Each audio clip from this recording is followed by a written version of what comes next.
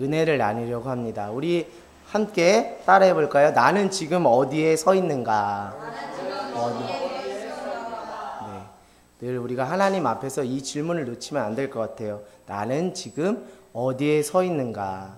네, 역사가 E.H. 카라는 분은 역사는 과거와 현재의 끊임없는 대화다라고 말하고 있어요. 역사는 과거와 현재의 끊임없는 대화가 역사다. 여러분, 신앙적인 면에서 이것을 보자면 우리는 이렇게 적용할 수 있어요.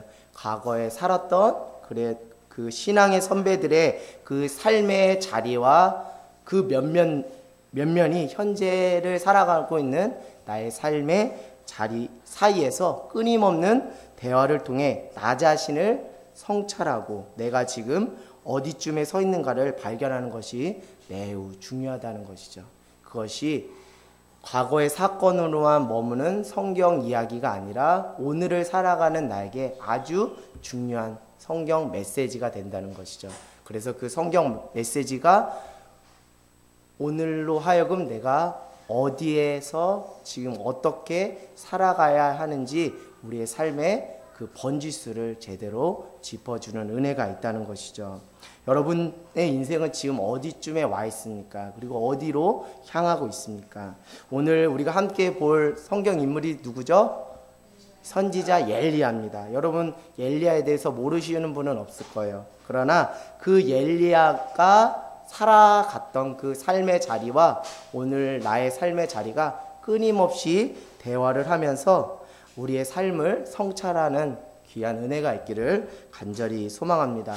단순히 선지자 엘리야가 성경 속에 갇혀진 인물로서의 엘리야가 아니라 정말 우리에게 가까이 있는 혹 아버지, 어머니, 할머니, 할아버지와 같은 그 우리보다 앞서 살아가신 신앙의 선배가 하는 얘기라 생각하고 이렇게 그가 어떻게 살았는지 그 이야기 속에서 우리가 무엇을 붙잡아야 하는지 그 은혜를 함께 나눌 때 그 성경의 이야기가 생생한 우리에게 은혜가 될 줄 믿습니다. 여러분, 엘리야는 어떤 사람이냐면 북이스라엘은 당시 아합 왕이 통치하고 있던 시대예요. 근데 그 시대에 무엇이 있었냐면 우상 숭배가 아주 심했어요. 특별히 아합 왕의 아내인 왕후 이세벨이 이방의 신인 무엇을 가지고 왔어요? 결혼하면서 바알이라는 우상 신을 가지고 왔어요. 결국 왕의 아내가 들여온 그 바알 종교가 이제는 하나님을 믿는 그 북이스라엘에게 그 하나님을 대체하는 뭐가 되기 시작했어요? 민족 종교가 되기 시작한 거예요. 그러니까 국가의 어떤 보호를 받으면, 특별히 왕후인 이세벨의 보호를 받으면서 바알 종교가 성행했는데, 더 안타까운 것은 이제 바알 종교를 지켜나가는, 바알 신앙을 가르치는 누구까지 생겼다 그래요? 선지자까지 생겼다는 거예요. 이런 안타까운 상황 가운데서 지금 엘리야가 끊임없이 우상 숭배는 하나님이 싫어하는 것입니다. 여러분들이 우상 숭배를 계속할 경우 하나님의 심판이 있습니다. 라고 외롭게 싸웠던 구약의 선지자입니다. 그래서 하루는 그가 이렇게 그 아합 왕한테 제시를 합니다. 당신이 믿고 당신의 아내인 왕후가 믿는 그 바알이 참신인지 하나님이 참신인지 어디 가서 한번 가려보자 그랬어요. 갈멜산에 가서 누가 참신인지 가려보자 그랬어요. 근데 바알 선지자는 몇 명? 450명. 그리고 하나님을 믿고 따르는 선지자는 한 명인데 엘리야. 그러니까 450대 1대 450대 1의 싸움이에요. 결국 하나님의 은혜 가운데 누가 참 신임이 밝혀졌죠? 하나님만이 참 신임이 밝혀졌어요. 그래서 백성들에게 이제 이렇게 얘기합니다.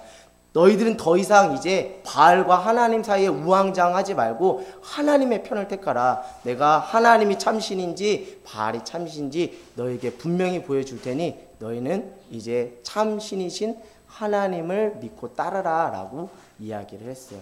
그때 당시 북이스라엘이 무엇이 심했냐면 가뭄이 심했어요. 가뭄이 심했는데 그 선지자 엘리야의 그 간절한 기도를 통해서 그 가뭄이 그치고 비가 내리는 그 기적이 나타났습니다. 지금까지는 지금 시점까지는 선지자 엘리야는 그 사역의 면면의 성공이라고 생각할까요? 실패라고 생각할까요? 성공이죠. 450대 1의 싸움에서 자기가 승리함으로 하나님이 참신임을 증명해내고 그 가뭄이 심한 곳에 기도함으로 하나님 은혜 가운데 비를 내리는 기적을 통해서 그의 사역은 어느 정도 이제 열매를 맺고 이제 막바지에 왔다라고 생각이 드는데, 아합이 그 이야기를 아내인 왕후 이세벨에게 얘기한 거예요. 그랬더니 이세벨이 화가 나서 이제 누구를 죽이려고 해요? 사람을 보내서 선지자 엘리야를 죽이려고 해요. 그 소리를 듣고 극심한 고통과 극심한 그 두려움과 절망 가운데 아주 낙담하고 영적인 침체 가운데 들어가고 있는 거예요. 그것이 어디에 나와 있냐면 열왕기상 19장 1절부터 이렇게 쭉 나오고 있어요. 이제 내가 너를 죽이겠다라고 해서 이제 도망을 치는 거예요. 이 이야기를 듣고서 도망을 쳐가지고 자기 혼자 그 광야에 들어갑니다. 그곳에 들어가서 어느 나무 아래에 있냐면 로뎀 나무 아래서 이렇게 이야기하는 거예요. 4절에 이렇게 이야기하고 있습니다. 자기 자신은 광야로 들어가 하룻길쯤 가서 한 로뎀 나무 아래에 앉아서 자기가 뭐하기를 죽기를 원하여 이르되 여호와여 넉넉하오니 지금 내 생명을 거두시옵소서. 나는 내 조상들보다 낫지 못하나이다 하고, 이렇게 로뎀 나무에서 인생을 완전히 포기하고 낙담 가운데 이제 살고 싶지 않습니다. 제가 이렇게 열심히 하나님을 위해서 헌신하고 충성했는데 그 결과는 이세벨이 나를 죽인다는 그 이야기밖에 들리지 않는 걸 보면서 낙담해서 이렇게 로뎀 나무에 있는 거예요. 그것을 하나님이 가만 두실까요? 가만 두시지 않는 거예요. 하나님께서 천사를 보내서 로뎀 나무 가운데서 퍼져 있는 엘리야에게 뭐를 줘요? 떡과 물을 주면서 자꾸 먹으라고 하는 거예요. 먹고 힘내서 하나님의 사명을 감당하라고 해요. 근데 먹고 또 뭐 하는 거예요? 힘을 얻어서 나가는 게 아니라 또 누워서 식음을 전폐하는 거예요. 그랬더니 또 주의 천사가 뭐 합니까? 주의 천사가 7절에 이렇게 말하고 있어요. 여호와의 천사가 또 다시 와서 뭐하고? 어루만지며 이르되 일어나 먹으라. 내가 갈 길을 다 가지 못할까 하노라 하는지라. 그래서 8절에 이에 일어나 먹고 마시고 그 음식물에 힘을 의지하여 40주야를 가서 하나님의 산 어디에 이뤘다? 호렙산에 이뤘다. 호렙산은 여러분 잘 아시는 것처럼 모세가 무엇을 받았던 산이에요? 하나님의 그 십계명을 받았던 하나님의 산입니다. 그 호렙산. 여러분 이 장면 보면 좀 어때요? 혹 그 드라마를 보면 그 첫사랑이 그 실패해가지고 식음을 전폐하고 방에서 나오지 않고 밥도 먹지 않고 막 나는 이제 살기 싫다. 나는 첫사랑을 잃었기 때문에 살기 싫다 하는 그런 어떤 그런 장면들이 나오죠. 그러면은 항상 부모님이 어떻게 해요? 뚝뚝뚝뚝 열어서 이놈아 너가 그래도 먹고는 살아야지. 그 여자가 뭐라고 하면서 이렇게 하는 그 부모의 그 심정이 오늘 이 성경의 장면 가운데 나오는 거예요. 하나님의 사람을 하나님께서 꺾지 않으시려고 주의 천사를 보내서 자꾸 먹이시는 거예요. 그래도 먹어야지 않겠냐? 그래도 살아야지 않겠냐? 그래서 하나님이 내게 맡겨준 사명을 감당하지 않겠냐? 라면서 정말 하나님께서 끈질기게 그를 포기하지 않고 세워가시는 장면이 있습니다. 결국 40주야를 거쳐서 하나님의 산인 호렙에 이르렀어요. 근데 호렙에 이르렀는데 그때부터 본격적인 사역을 했을까요? 안 했어요. 그걸 어떻게 알 수 있냐면 열왕기상 19장 9절을 보세요. 자, 함께 열왕기상 19장 9절을 보면 엘리야가 그곳 어디에 들어가서 굴에 들어가서 거기서 머물더니 여호와의 말씀이 그에게 임하여 이르시되 엘리야야 내가 어찌하여 여기 있느냐. 여러분 굴에 들어갔다는 건 뭐예요? 심리적으로 정서적으로 위축되었다는 거죠. 아직도 회복이 덜 됐다는 거예요. 하나님께서 호렙산으로 옮기시고 그곳에서 하나님의 일들을 하기를 원하셨는데 여전히 굴 속에 깊이 들어가서 아무것도 하지 않는 거예요. 그러니까 하나님께서 이제는 천사를 통해서 엘리야를 이제 간섭하셨다면 이제는 뭐라고 해요? 하나님께서 직접 이제 말씀하시는 거예요. 이렇게 놔둬서는 엘리야가 이제 죽겠거든요. 하나님의 사람인 엘리야가 죽으면 북이스라엘이 정말 극심한 신앙의 혼란 가운데 빠질 수 있기 때문에 엘리야만큼은 살려야겠다는 그 강한 열망으로 여호와 하나님께서 이제 직접 말씀을 하신 거예요. 엘리야야, 이 너가 어디 지금 있느냐? 너가 왜 여기 있니? 너가 왜 굴에 갇혀서 이렇게 전전긍긍하며 골머리를 싸면서 인생의 모든 문제를 너가 혼자 갖고 있는 것처럼 이렇게 전전긍긍하냐? 이러면서 하나님께서는 이제 발벗고 나서시는 거예요. 그때 10절에 그가 이렇게 말합니다. 그가 대답하되 내가 만군의 하나님 여호와께 열심히 뭐 했다고요? 열심히 유별하오니. 내가 정말 열심히 유별했습니다. 다른 사람보다 하나님을 위해서 정말 열심히 살았습니다. 이는 이스라엘 자손이 주의 언약을 버리고 주의 제단을 헐며 칼로 주의 선지자들을 죽였음이며 오며 오직 나만 남았거든 그들이 내 생명을 찾아 뭐 한다고 그래요? 빼앗아 버린다. 하나님, 제가 하나님을 위해서 열심을 내서 열정을 다해서 하나님의 일을 했는데 하나님, 결과는 무엇입니까? 사람들이 나를 죽이겠다고 이렇게 지금 혈안이 돼 있어요. 그런데 내가 더 이상 살아서 뭐 하태요? 하면서 뭐 하는 거예요? 쉽게 말해서 신세한탄하는 거예요. 하나님, 제가 뭐 살아서 뭐 합니까? 하나님 위해서 헌신하고 하나님 위해서 충성했는데 사람들은 그거 알아주지 못하고 오히려 주의 제단을 헐고 주의 선지자들을 죽이려고 하고 또 저까지 죽이려고 하는데 제가 살아서 무슨 소용이 있겠습니까? 무슨 의미가 있겠습니까? 라고 이렇게 아주 낙담 가운데 있는 거예요. 그랬더니 11절, 12절에 하나님께서 이제 초자연적인 자연 현상을 일으켜서 하나님이 너와 함께 하신다. 하나님이 죽은 하나님이 아니라 너와 함께 하시는 살아계신 하나님이시다. 라는 것을 기이한 자연 환경을 통해서 이렇게 보여주십니다. 그러면서 또 13절에 말하고 있어요. 엘리야야, 내가 어찌하여 여기 있느냐? 엘리야야, 내가 어찌하여 여기 있느냐? 여러분, 이 질문에 여러분 깊이 집중하길 원해요. 엘리야야, 내가 어디 있느냐? 어찌하여 여기 있느냐? 그랬더니 14절에 똑같이 어떻게 말해요? 10절에 말했던 것과 똑같이 14절에 말하고 있어요. 그건 무엇이에요? 아직 하나님 앞에서 회복이 있다는 거예요. 덜 됐다는 거예요. 덜 됐다는 거예요. 내가 어찌 여기 있느냐라는 것은 단순히 내가 여기 어찌 있느냐 그런 차원이 아니라 더 깊은 의미가 있단 말이에요. 근데 그 깊은 의미를 깨닫지 못하고 여전히 자신의 상황을 비관하고 신세 한탄하는 거. 제가 하나님을 위해서 열심을 내었는데 오히려 사람들은 주의 제단을 헐고 주의 선지자들 죽이고 저까지 죽이려고 합니다. 제가 살아서 무엇합니까? 라고 하면서 이렇게 또 신세 한탄을 한 거예요.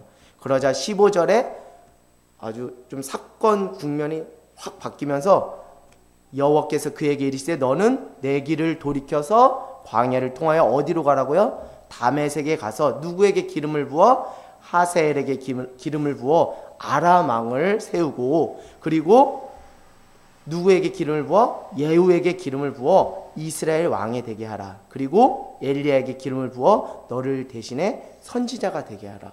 라고 어떻게 보면 통상적으로 말해 그래 너 힘들었구나 그래 내가 너에게 힘을 줄 거야 너와 함께 할 거야 라는 그런 어떤 위로나 격려의 메시지가 아니라 오히려 하나님께서 다른 방향으로 너는 가서 지금 하사엘을 세우고 예후를 세우고 선지자 엘리야를 세워라. 그래서 17절에 내가 왜 세우냐면 하사엘의 칼을 피하는 자를 예후가 죽일 것이요 예후의 칼을 피하는 자를 누가 죽일 것이다? 엘리사가 죽일 것이다. 이건 뭐냐면 하나님께서 하사엘 아람왕 하사엘을 통해서 북이스라엘 예후를 통해서 우상 숭배 가운데 빠져있는 이스라엘 백성들을 심판할 뭐로? 심판의 도구로 하사엘과 그리고 예후를 사용하겠다는 거예요. 그리고 그 심판에 피해 있는 자들을 또 선지자 엘리야를 통해서 심판하겠다라고 하는 거예요. 결국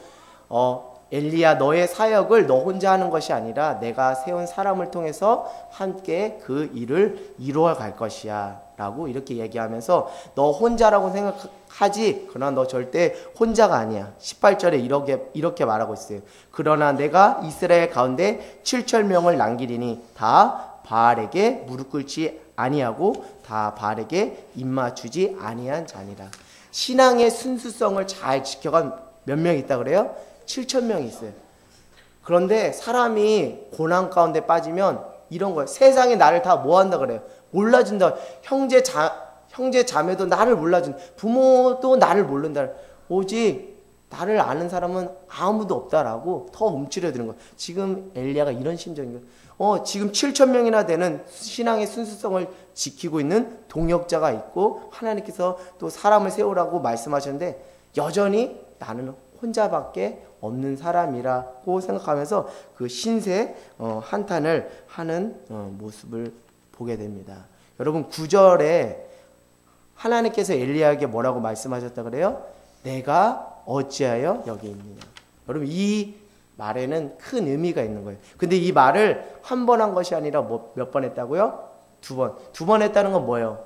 강조라는 거죠. 강조. 또 다시 말하면 엘리야가 이 말 뜻을 잘 깨달았다는 거, 못 깨달았다는 거예요? 잘 깨닫지 못했다는 거. 그러니까 엘리야 내가 어찌하여 여기 있느냐라는 말을 통해서 하나님께서 궁극적으로 하나님의 사람 선지자 엘리야에게 하시고자 하는 그 메시지가 있었다는 거예요. 그 메시지를 오늘을 살아가는 우리에게도 똑같이 하고 계신다는 거예요. 엘리야 내가 어찌 여기 있느냐. 우리 자기의 이름을 넣어서 한번 이렇게 고백했으면 좋겠습니다. 누구누구야 내가 어찌하여 여기 있느냐. 시작. 경아가 내가 어찌하여 여기 있느냐. 네. 여러분 좀 뭔가 깨달아져요? 깨달아지지 않으면 또 하나님께서 또 말씀하시는 거예요. 누구누구야 내가 어찌하여 여기 있느냐. 또 못 깨달으면 계속 얘기하시는 거예요. 그러나 엘리야는 두 번 하나님께서 같은 말씀을 하셨습니다. 엘리야야 내가 어찌하여 여기 있느냐. 나름 열심히 살았다고 자부하는데 오히려 내 삶이 고난 가운데 있는 엘리야에게 이렇게 말씀하시는 거예요. 엘리야야 내가 어찌하여 여기 있느냐. 나도 나름 하나님을 위해 열심히 살았는데 나를 알아주는 사람은 하나도 없고 오히려 내 삶을 더 힘들게 하고 팍팍하게 해서 낙담과 좌절 가운데 있는 우리네 인생을 향해서 아무개야 내가 어찌하여 여기에 있느냐라고 지금 말씀을 하시는 거예요. 이제부터는 그 과거의 엘리야의 사건이 우리에게 말을 거는 거예요. 그 대화 속에서 깊은 하나님의 생생한 은혜가 있을 줄 믿습니다. 이제 하나님이 이 질문을 우리 인생 가운데 던지면서 많은 의미를 내포하고서 이렇게 이 질문을 던진다라고 보시면 돼요. 이렇게 바꿔서 말씀드릴 수 있어요. 너 지금 잘 살고 있니? 이렇게 바꿔서 질문하시는 걸 수도 있어요. 너의 마음과 동기가 지금 무엇이니? 너 지금 초심이 다 어디 갔어? 그렇게 열심히 하던데 그 초심 다 어디 갔어? 저에게도 이렇게 말하는 거예요. 경아가 내가 어찌하여 여기 있니? 이 질문이 하나님에겐 저에게 이렇게 들려지는 거예요. 너 지금 잘 살고 있는 거니? 열심히 산다고 하는데 지금 잘 살고 있는 거야? 잘 가고 있는 거야? 너의 마음과 동기가 정말 하나님 앞에서 진실하고 정직하니? 너의 초심은 다 어디 갔니? 너 지금 초심 가지고 사역하니?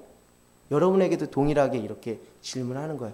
여러분 지금 어디로 가고 있어요? 잘 살고 있어요? 여러분의 마음과 동기가 하나님 앞에 진실하고 정직한지 한번 스스로 물어보기를 원해요. 하나님을 향한 그 열정, 하나님을 향한 사랑, 하나님을 향한 그 헌신, 그 초심, 그 다 어디 갔니? 그 초심 아직도 너 안에 있니? 라고 주님께서 지금 말씀하신 거예요. 어떤 상황 가운데 있는 사람이요? 낙담과 좌절 가운데 있는, 우리가 상식적으로 말하면 낙담과 좌절 가운데 있는 사람에게 하나님을 위로해 주시고 격려해 주시고 그래 힘들었지 너 잘할 거야 내가 다시 너를 도와줄 거야 라고 말씀하실 거라 생각하는데 하나님은 그렇게 말씀하신 것이 아니라 단순히 표면적으로 위로하시는 것이 아니라 인생의 궁극적인 질문을 던지는 거예요. 내가 어찌하여 여기에 있느냐. 이 질문에 우리가 답을 할 수 있어야 돼요. 오늘 그 답을 하나님께서 기다리고 계시는 거예요. 저는 하나님의 이 질문 앞에 많은 은혜를 받고 인생의 답을 얻었습니다. 하나님께서 답을 준 건 아니에요. 내가 어찌하여 여기 있느냐 이 질문에 답을 준 건 아니에요. 그냥 질문만 던졌어요. 근데 그 질문을 던지는 그 질문 속에 저는 오히려 내가 지금 어떻게 살아야 되는지, 내 삶의 방향과 초점이 정확히 하나님 앞에 있는지를 다시 점검할 수 있는 인생의 답을 얻었다니까요. 여러분들 그런 은혜가 있기를 원합니다. 결국 하나님 앞에서 부르심의 사명을 따라 하나님 앞에서 믿음의 경주를 완주하는 영적 원리가 무엇인지 이 질문 속에서 저는 답을 얻었습니다. 엘리야야, 내가 어째 여기 있느냐? 라는 이 질문 속에서 내가 하나님의 나라 천국을 갈 때까지 어떻게 믿음의 경주를 완주할 수 있는지 영적인 원리와 비밀이 이 질문 속에 있다는 것을 깨닫고 그것에 대해서 여러분과 함께 은혜를 나누려고 합니다. 저는 이 질문 속에 영적인 원리가 숨어 있다라고 생각합니다. 첫 번째는 뭐냐면 성공보다 아무개야, 엘리야야, 성공보다 존재를 세우는 것이 먼저야. 이 답을 우리에게 기대하시는 거예요. 성공을 쫓는 인생이 아니라 너의 존재를 세우는 것이 너의 인생의 첫 번째 과제고 숙제야. 그래, 너가 지금 어디 있는지 너의 인생의 번지수를 잘 찾아봐. 너가 성공한다 할지라도 너의 존재가 무너지면 그건 성공이 아니라 그건 실패야 라고 말씀하신 거예요.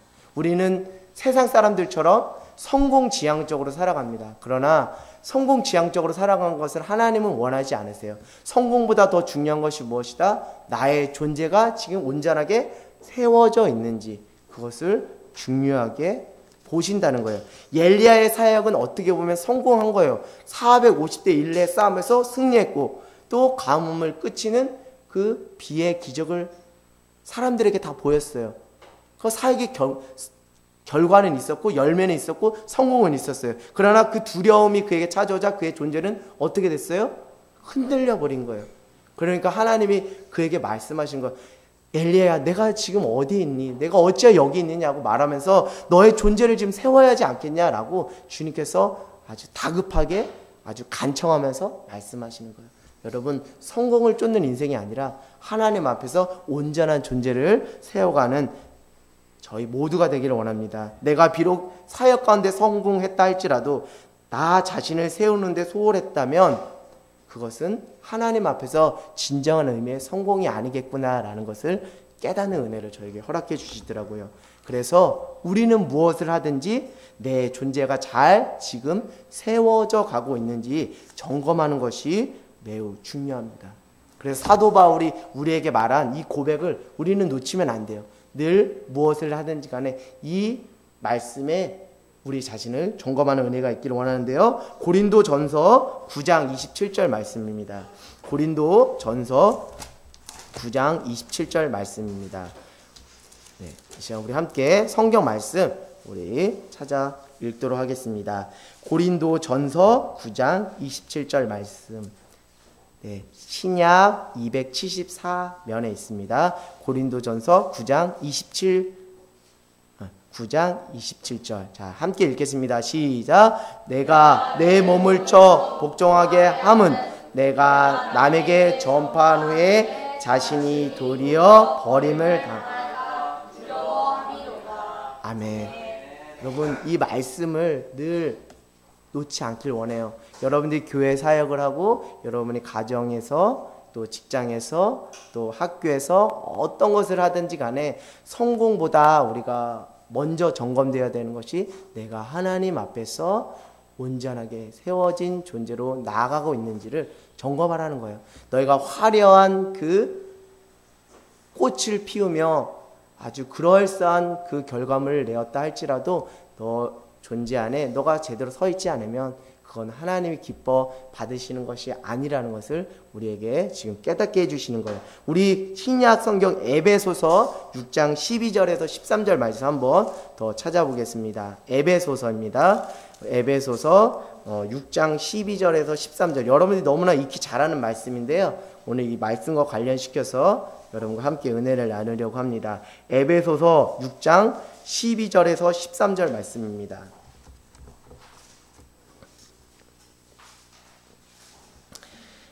자, 찾으셨으면 우리 서로 교독하도록 하겠습니다. 에베소서 6장 12절에서 13절. 제가 먼저 읽겠습니다. 우리의 씨름은 혈과 육을 상대하는 것이 아니요 통치자들과 권세들과 이 어둠의 세상 주관자들과 하늘에 있는 악의 영들을 상대함이라.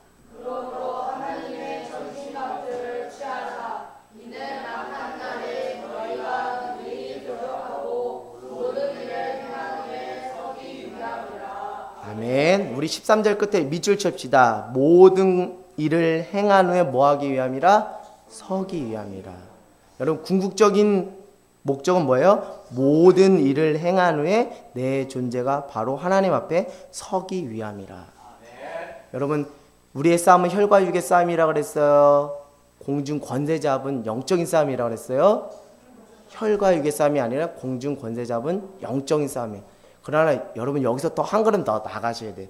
영적인 싸움에서 끝났다고 끝난 것이에요? 아니에요. 영적인 싸움의 최종 결과물은 내가 하나님 앞에서 온전한 존재로 세워지는 거예요. 간혹가다 이런 분이 있어요. 그래 혈과 육의 싸움이 아닌 공중 권세 잡은 영적인 싸움이야. 그래서 그 영적인 탁월함과 그 영적인 우월함을 내세워서 싸우긴 싸웁니다. 그런데 그 내면 안에 나는 당신보다 영적으로 우월합니다. 나는 당신보다 영적으로 탁월합니다. 라는 어떤 교만이 깔려서 그것을 과시하는 사람들이 있더라고요. 여러분 영적인 탁월함과 영적인 우월감을 과시하기 위해서 하나님께서 싸움을 허락하신 것이 아니에요. 영적인 탁월함 이것이 중요한 것이 아니라 영적인 싸움 끝에 내가 예수 그리스도를 닮는 그 존재로 세워지느냐 안 세워지느냐가 더 중요하다는 거예요.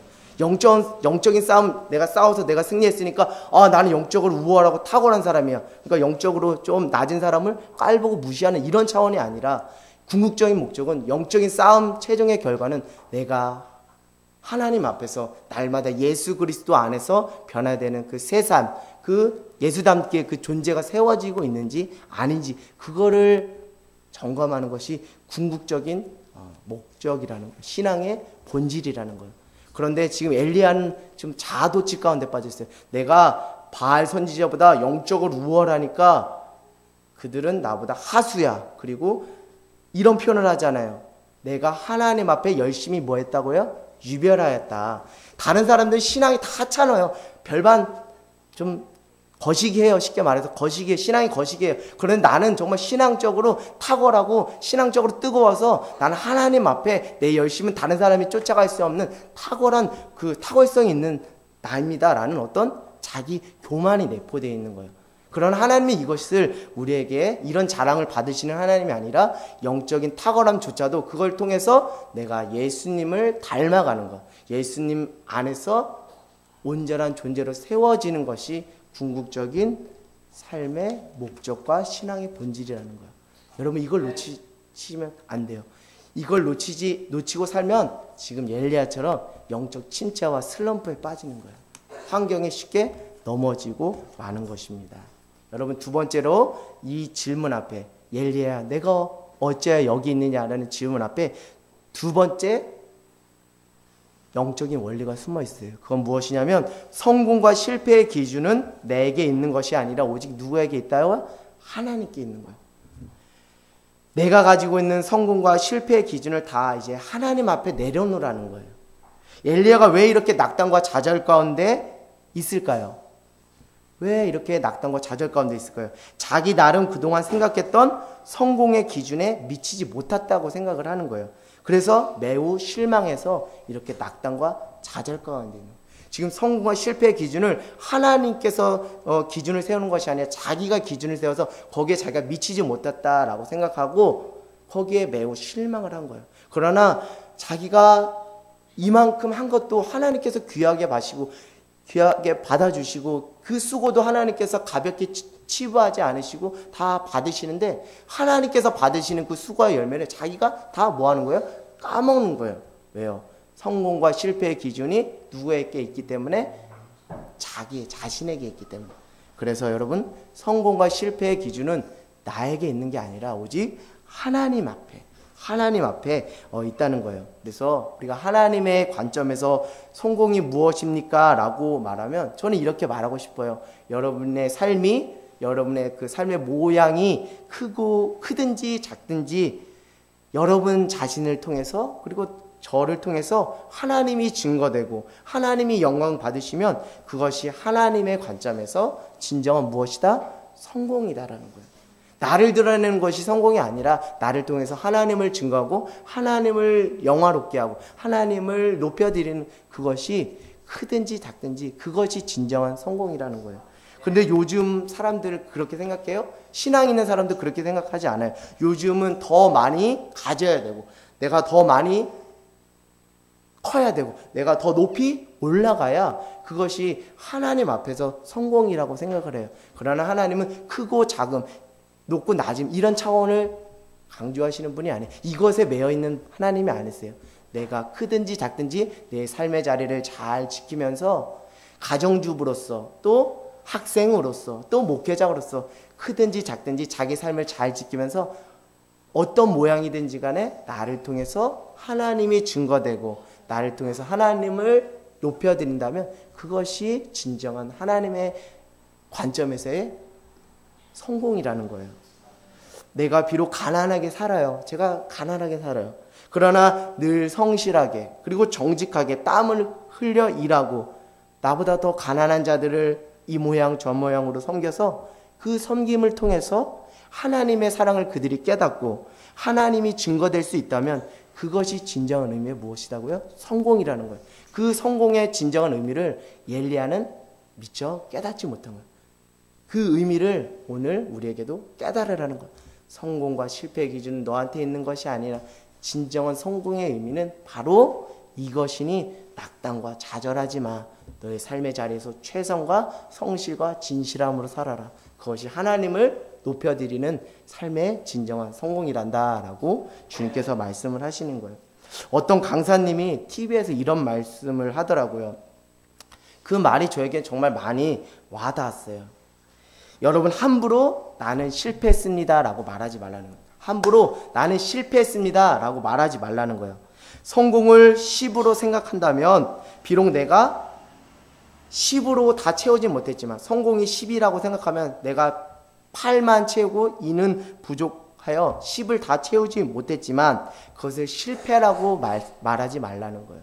세상 사람들은 그것을 뭐라 그래요? 실패라 그래요. 왜요? 10을 다 채우지 못했기 때문에 그걸 실패라 그래요. 그러나 실패라고 생각하지 마십시오. 2개 모자란 성공이라 생각해 보십시오라고 말하는 거예요. 우리는 그런 거예요. 성공과 실패 이 양분화 시켜서 나는 성공한 인생이야, 나는 실패한 인생이야 이렇게 생각을 한다는 거예요. 그러나 내가 10을 다 채우지 못했지만 그 8의 수고와 노력과 땀방울까지도 하나님께서 귀히 받으시고 그것을 보고 흡족해 하시고 칭찬해 주신다는 거예요. 근데 왜 하나님 앞에서 함부로 내 인생은 성공했어? 내 인생은 실패했어? 라고 말하지 말라는 거예요. 여러분 10개 중에 2개가 모자라요? 그러면 실패한 인생이 아니에요. 2개가 모자른 성공이다라는 생각의 그 전환을 해보는 은혜가 있기를 원합니다. 그렇지 않으니까 우리가 극단적으로 좌절과 낙담 가운데 있는 거예요. 지금 엘리야가 이런 거예요. 내가 지금 하나님 앞에서 100점짜리 사역자로 세워져야 된다는 자기 기준이 있는데 지금 뭐예요? 450대 1로 싸워서 이겼어요. 그리고 비를 내리는 기적을 했어요. 어느 정도 한 85점은 됐어요. 그는 100점을 채우고자 하는 열심을 가지고 살았어요. 그러나 100점을 다 채웠어요? 못 채웠어요? 자기 생각하기에 85점만 채웠다고 생각하는 거예요. 그래서 나는 100점짜리 사역자가 아니야. 나는 완벽한 사역자가 아니야. 라고 생각하면서 좌절과 낙담 가운데 있는 거예요. 그러나 하나님은 지금까지 수고하고 애쓴 그 85점이라도 하나님은 그것도 뭐 하신다? 받으시고 칭찬해 주신다는 거예요. 그 하나님의 그 넓고 크신 은혜의 풍성함을 누리지 못하고 자기 기준에 빠져서 지금 좌절과 낙담 가운데 있는 거예요. 그것을 빨리 벗어버리라고 지금 말하는 거예요. 여러분들은 지금 어떻게 성공과 실패의 기준을 세워가고 있어요? 정말 진정한 의미에서 하나님의 관점에서 그 성공과 실패를 보고 계신지요? 궁극적으로 말씀드린 성공과 실패는 내가 정할 수 있는 것이 아니라 하나님께서 판단하시는 거고 어떤 모양이든지 간에 작은 것조차도 하나님께서 그 작은 수고와 열매도 하나님께서 가볍게 치부하지 않으시고 그 수고가 미랄이 돼서 내 세대에는 그것이 열매 맺지 않는다 할지라도 후대에 그것이 큰 열매를 맺는 은혜가 있을 줄 믿어요. 여러분, 신안군의 증도면에 증도라는 섬이 있어요. 거기에 문중경 전도사님이란 분이 계셨어요. 성결교 대한 성결교 전도사님이세요. 이분은 어떤 분이시냐면 결혼을 했는데 소박을 맞은 거예요. 쉽게 말해서 남편이 바람을 피워서 다른 여자하고 살고 사랑받지 못하고 살았던 존재예요. 그가 예수님을 만나고 이제 증도에 가서 복음을 전한 거예요. 그 복음을 전하다가 1950년도에 북한 인민군에게 잡혀서 순교당했어요. 어떻게 보면 그의 사역이 활짝 꽃을 피워야 되는 것이 우리가 기대하는 바라고 할 수 있겠지만 그는 그렇게 화려하게 열매를 맺히고 사역을 마무리한 것이 아니에요. 그냥 초라하게 그냥 죽어갔습니다. 순교했어요. 그러나 그 수고와 열매가 작은 미랄이 돼서 그 중도라는 섬은 지금도 예수님을 믿는 복음화율이 아주 높은 섬이고요. 그리고 그 문중경 전도사님을 통해서 배출된 한국 교회에 영향력 있는 목회자들이 많이 세워진 거예요. 그렇게 보면 문중경 전도사님의 사역은 뭐한 거예요? 실패한 사역이 아니라 하나님 앞에서 진정한 의미의 성공이며 작은 미랄로서 썩어진 소중한 의미에서 아주 하나님께서 받으시는 귀한 사역이었다라는 것이죠. 여러분, 이런 생각들이 우리 안에, 우리의 삶의 태도 안에 바뀌어지는 은혜가 있기를 원합니다. 또 하나님께서 이렇게 말씀하시고, 엘리야야, 너 정말 일 중심으로 이렇게 사역하지 마. 이제는 사람을 세우는 영혼 중심으로 사역을 하고 삶을 살아봐. 이렇게 말하는 거예요. 왜 이렇게 말씀드리냐면 하나님께 열심히 있는 사람은 누구밖에 없었어요? 자기 생각하기에 엘리야 자기밖에 없었어요. 그렇기 때문에 다른 사람을 세울 생각을 해요? 안 해요? 안 해요. 다른 사람들과 동역하기를 원하시는데 자기만 특출나다 생각하니까 일적으로는 아주 특출나니까 능력을 발휘할 수 있어요. 그러나 안타까운 것은 무엇이에요? 사람을 세우질 못했어요. 사람을 세우지 못했어요. 하나님의 사람으로 온전하게 세우질 못했어요. 그러니까 오늘 이렇게 말하는 거예요. 내가 심판의 도구일지 몰라도 아람왕 하사엘을 세우고 북이스라엘 예후를 세우고 또 너를 대신할 선지자 누구를 세워라? 엘리사를. 여러분, 우리의 때에 내가 다 하려고 하지 마세요. 그거는 어떻게 보면 하나님 앞에서 우리가 교만한 모습일 수도 있습니다. 하나님은 협력하여 선을 이루기를 원하거든요. 그러니까 너무 일 중심적으로 내가 잘하니까 나 혼자 다 할 수 있어 라고 하는 것이 아니라 비록 부족한 사람이 있을지라도 그조차도 하나님께서 쓰시고자 하는 소망이 있기 때문에 함께 동역하며 사람을 세우는 그 목회를 해라, 그 삶을 살아라 라고 주님께서 말씀을 하는 거예요. 그래서 교회 안에서 하는 모든 행사와 계획이 일적으로 성공을 위한 것이 포커스가 아니라 어떻게 하면 한 영혼이라도 더 뭐 할 수 있을까? 세울 수 있을까라는 진지한 고민에서 출발할 때 그것이 하나님 앞에 합당한 열매로 드러나는 거예요. 여러분, 우리가 야외 예배 그리고 우리가 부흥회 작은 음악회 일적으로는 아주 퍼펙트하게 완벽하게 하나님 앞에 완수했다 할지라도 그 과정 속에서 영혼을 세우지 못했다면 그건 하나님 안에서 온전한 열매가 아니라는 것이죠.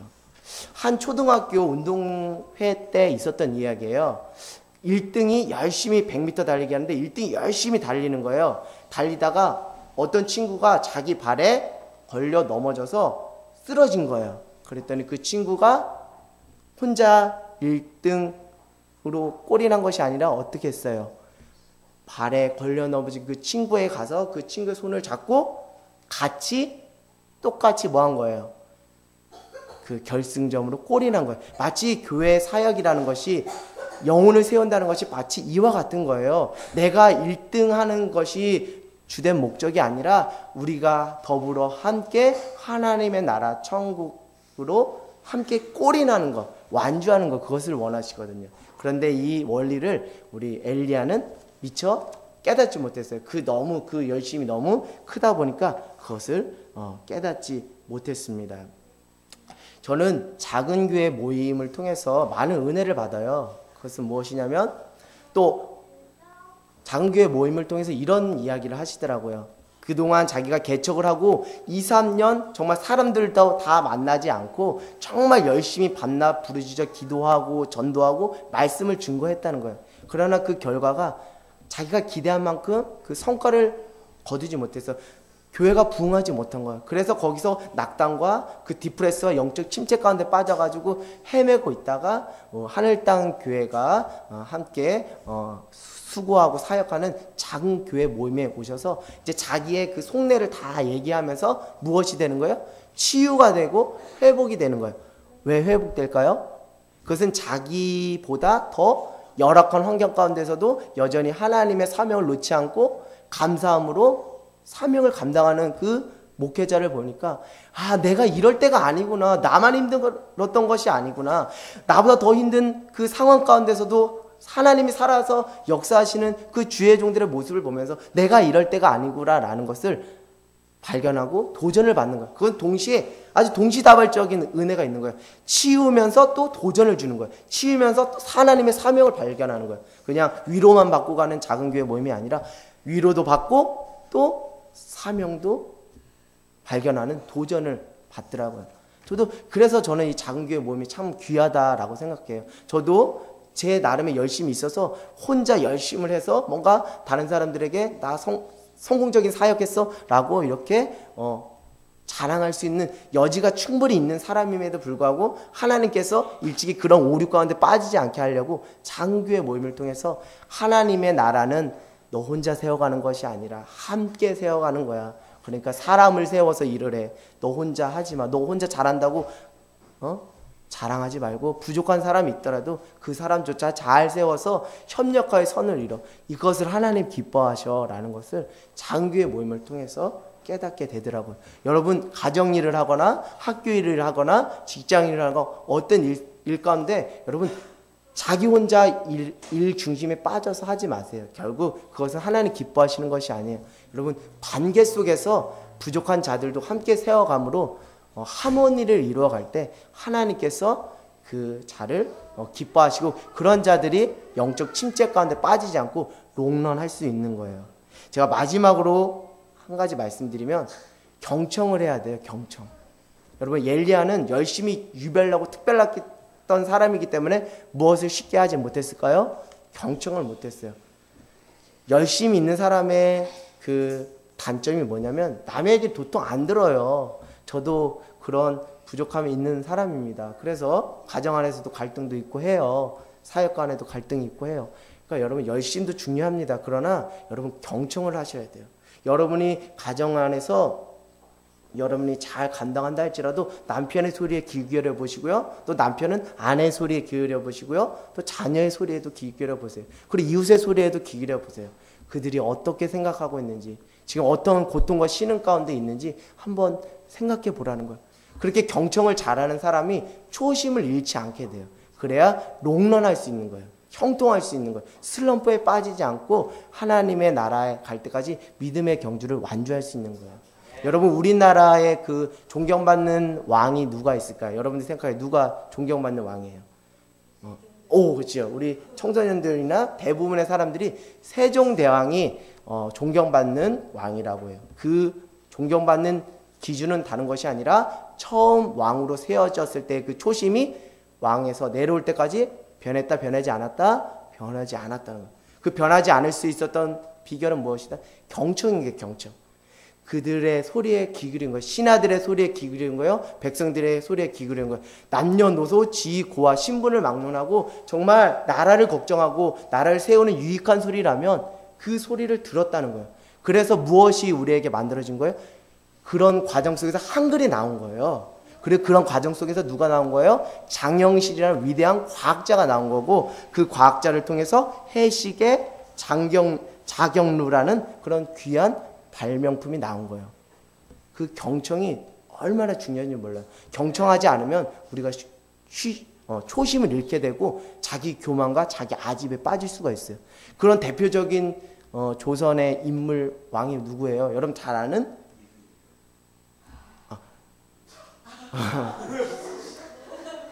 할렐루야, 할렐루야를 다시 우리 말씀을 이어가겠습니다. 할렐루야, 아멘. 네, 경청을 하지 않고 초심을 잃어버렸던 왕이 뭐냐면 연산군이라는 인물이 있어요. 연산군 아시죠, 여러분들? 결국 어떻게 됐어요? 연산군은 왕에서 쫓겨났죠. 연산군이 왜 그렇게 초심을 잃고 나라를 어지럽게 했느냐면 무엇을 하지 않았어요? 경청을 하지 않은 거예요. 어떻게 경청을 하지 않았냐면 백성들, 특별히 신하들의 목에다가 뭐를 걸었냐면 너희들 입을 함부로 놀리면 너의 목숨을 뭐 할 수 있다? 너의 목숨을 빼앗아가겠다는 그 겁을 주는 문구를 목에다 걸고 그 나라를 다스렸어요. 그러니까 어떻게 왕 앞에서 함부로 말할 수 있어요? 직언했다가 그냥 뭐가 되는 거예요? 그냥 뭐같이 잘리는 거예요. 그럼에도 불구하고 누가 직언을 했어요? 내관인 김처선이라는 내관이 있어요. 그 내관이 직언을 하다가 결국 그 사람이 어떻게 됐어요? 죽었어요. 그만큼 연산군은 남의 얘기를 잘 들었다 안 들었다? 안 들었다. 근데 안타깝게도 지금 엘리야는 자기 열심히 너무 과하다 보니까 다른 사람의 얘기를 듣지 않은 거예요. 특별히 누구의 얘기를 듣지 않은 거예요? 하나님의 말씀, 하나님의 음성을 듣지 않은 거예요. 열심보다 하나님의 음성 듣기가 우선인데 하나님의 음성 듣기는 뒷전을 하고 자기 열심으로 살았던 자입니다. 그러니까 쉽게 영적 침체와 디프레스 가운데 빠지는 거예요. 여러분 우리가 다 찾아보진 않을 거예요. 창세기 7장 1절에서 5절에 누가 나오면 노아가 나와요. 창세기 7장 1절에서 5절에 노아의 부르심이 나오고요. 창세기 12장 1절에서 4절에 아브라함을 부르시고 출애굽기 3장 11절에서 12절에는 누구를 부르냐면 모세를 불러요. 그리고 사명을 줍니다. 근데 여러분 왕상 18장 17절에서 19절 한번 읽어보겠습니다. 왕상 열왕기상 18장 17절에서 19절 말씀입니다. 열왕기상 18장 17절에서 19절. 그가 갈멜산에서 450대 1로 싸울 때 어떤 과정을 거쳐서 싸웠는지를 보면 우리가 많은 교훈을 얻을 수 있어요. 열왕기상 18장 17절에서 19절 우리 함께 서로 교독하겠습니다. 엘리야를 볼 때 아합이 그에게 이르되 이스라엘을 괴롭게 하는 자여 너냐?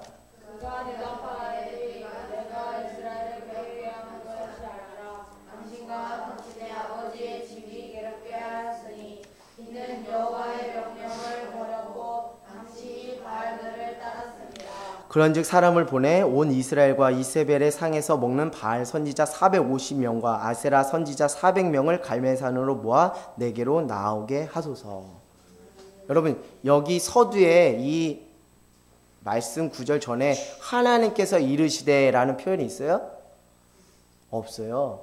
여러분 창세기 7장 1절에서 5절, 창세기 12장 1절에서 4절, 출애굽기 3장 12절에 꼭 앞에 무엇이냐면 여호와 하나님께서 무엇이되 노아에게 이르시되 아브라함에게 이르시되 모세에게 이르시되 말씀하시고 그 말씀을 듣고 하나님의 음성을 듣고 방주를 만든 거고요. 그리고 갈대아 우르를 떠난 것이고요. 그리고 백성들을 출애굽한 거예요.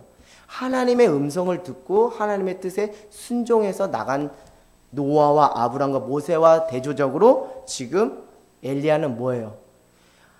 아합 왕과 지금 설전을 벌이다가 그 어떤 혈기나 그 열정을 가지고 그러면 갈멜산으로 바알 선지자 450명 데리고 와보십시오. 한번 붙어봅시다. 그래서 참신이 누군지 결정해 봅시다. 이건 뭐예요? 그에겐 열정이 있어요. 신앙에 대한 열정과 열심이 있습니다. 그러나 그것보다도 먼저 돼야 되는 건 무엇인가? 하나님께서 일러 가라사대, 하나님께서 이르시되, 여호와 하나님께서 이르시되. 그건 무엇이에요? 하나님의 음성을 먼저 듣고 그것에 순종하는 삶이 부족했다는 거예요. 결국 하나님의 음성을 듣는 기도보다 자기 열심을 가지고 살았던 자입니다. 이런 자에게 무엇이 빨리 찾아온다고요? 반짝할 수는 있지만 롱런할 수 없는 영적 침체 가운데 빠지는 거예요. 그래서 교회 일을 하든 무슨 일을 하든 간에 항상 무엇이 앞서야 된다? 기도가 앞서야 돼요. 기도하고 하나님이 주시는 감동을 따라 하나님의 음성을 따라해야 하나님께서 그것을 기뻐 받으시는 거예요. 여러분, 끝으로 제가 경험했던 이야기를 하고 마칠까 합니다. 제가 언젠가 목회를 하다가 정확한 날짜는 모르겠는데 정말 신앙적인 고민을 가지게 되었어요. 어떻게 하면 영혼들을 세울 수 있을지, 어떻게 하면 교회가 부흥할 수 있을지, 정말 뭐 세상적인 고민 아니라 어떻게 보면 하나님 앞에서 하나님을 향한 열심 때문에 생긴 신앙적 고민일 수 있습니다. 그러나 그 고민에 대한 답을 찾지 못하고 고민하고 있었는데 어떤 기회가 있어서 그 원로 목사님께서 설교하시는 그 말씀을 듣게 되었어요. 그 목사님께서 젊은 시절 사역을 시작하면서 은퇴하실 때까지 어떻게 목회하셨는지 이렇게 저렇게 이야기를 하더라고요. 근데 결론은 여러분 매우 아주 간단했어요. 주의 종들이 기도하지 않으면 목회할 생각하지 말라는 거예요. 엄포를 놓치더라고요. 기도하지 않을 거면 아예 목회하지 마라. 목회를 때려쳐라. 기도하지 않는 목회자는 영혼을 망칠 수 있다라고 이렇게 이야기를 하더라고요. 그 이야기를 듣는 순간 내가 지금 무엇을 붙잡고 살아갔는지, 무엇을 위해 목회를 했는지 스스로 질문을 던져보면서 정신이 번쩍 드는 거예요. 내가 무엇을 위해서 지금 살았는가? 내가 무엇을 위해서 열심을 냈고 내가 정말 하나님을 위해서 열심을 냈는가? 정말 열심은 있지만 기도하지 않은 제 모습을 보면서 내가 벗어나도 한참 벗어난, 목회의 본질에서 한참 벗어난 열심으로 자기 착각 가운데 빠져서 살았구나 라는 생각을 해보게 되었습니다. 왜 나는 인간적이고 육신적인 문제를 가지고 어떻게 하면 해결할 수 있을까? 인간적인 잔꾀를 모두 동원해서 그걸 어떻게 하면 풀까? 그렇게 전전긍긍하고 있는데 정작 기도하지 않고 살았던 제 모습을 보면서 그렇지, 기도보다 빠른 것이 없구나 라는 아주 간단 명료한 그 목회의 원리와 비결을 발견한 거예요. 그거를 놓치고 살았던 저 자신을 발견해야 된 거예요. 제가 기도에 대해서 모르겠어요? 알고 있어요. 기도가 목회 가운데 중요하다는 거 모르겠어요? 알고 있어요. 그러나 날마다 나 자신을 점검하지 못하고 본질 가운데 나를 깊이 들여다보지 않으니까 본질과는 너무 벗어난 열심과 그 고민 가운데 내가 지금 무엇을 하고 있었나라는 그런 자아 성찰과 반성과 고민이 되더라고요. 여러분 잘 한번 들어보세요. 이거 잘 한번 들어보세요. 여러분이 지금 고민하고 괴로워하는 인생의 문제가 시간이 지나면 아무것도 아니게 됩니다.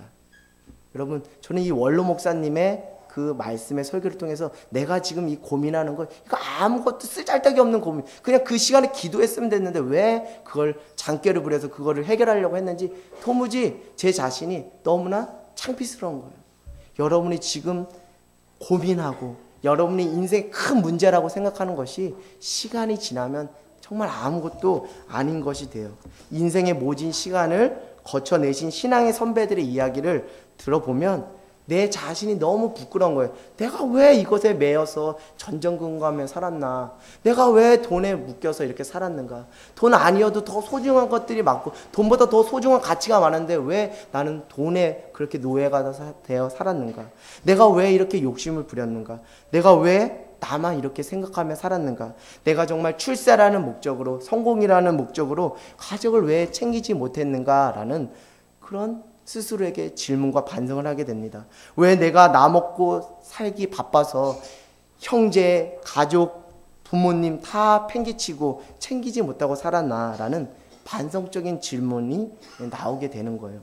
여러분, 시간이 지나면 무엇이 진짜이고 진리고 영원한 것인지 우리가 다 알게 됩니다. 그래서 지혜 있는 자라면 나보다 최소한 20년 이상 넘어서 20살 넘겨 살아가신 신앙 선배들의 이야기를 듣는 것이 매우 유익하다라는 생각을 해보게 되었어요. 오늘 선지자 엘리야가 우리에게 이제 말을 건네는 거예요. 우리보다 앞서 살아간 신앙의 선배로 더 가깝게는 때로는 교회 집사님처럼 때로는 교회 목사님처럼 우리 할머니 할아버지처럼 신앙 선배로서 우리에게 친근하게 말을 건네는 거예요. 자네 여보게 인생이란 말이지 열심 가지고 사는 게 아니라네. 그거 깨닫기 바라네. 자네 여보게 인생이란 열심 가지고 사는 게 아니라네. 열심보다 더 중요한 것이 있다네. 그것은 바로 무엇입니까? 하나님의 은혜라네.